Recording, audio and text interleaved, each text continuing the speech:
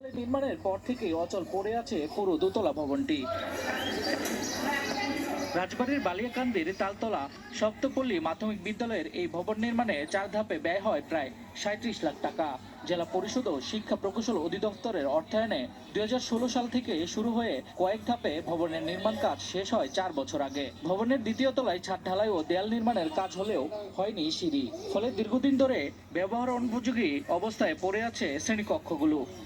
আমার সহজে দ্রুত সিঁড়িটা হোক, যাতে পাঠদানে ব্যাহত না হয়, আমাদের ছেলেমেয়েরা ঠিকমতো লেখাপড়া করতে পারে।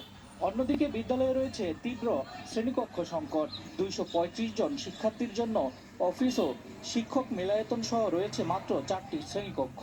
ফলে বাধ্য হয়ে একই কক্ষে বাঁশের চাটাই দিয়ে পাটিশন তৈরি করে একাধিক শ্রেণীর পাঠদান চালানো হচ্ছে। এক পাশে পাঠদানের শব্দ, অন্য পাশে পৌঁছে গিয়ে ব্যাহত হচ্ছে শিক্ষা কার্যক্রম।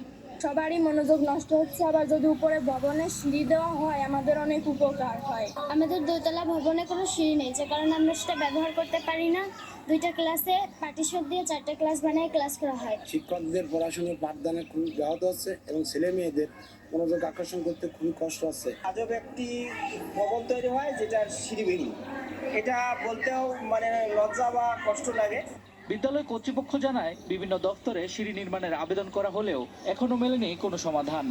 ঠিকাদারের গাফিলতির চাইতে আমি মনে করি যে যারা ইঞ্জিনিয়ার কর্তৃপক্ষ বাজেট যারা দিয়েছেন তাদের গাফিলতি বেশি। দ্রুত উপজেলা পরিষদ অথবা সরকারের অন্য কোনো দপ্তর থেকে বরাদ্দ এনে সিঁড়ি নির্মাণের উদ্যোগ নেওয়া হবে বলে জানিয়েছে উপজেলা প্রশাসন।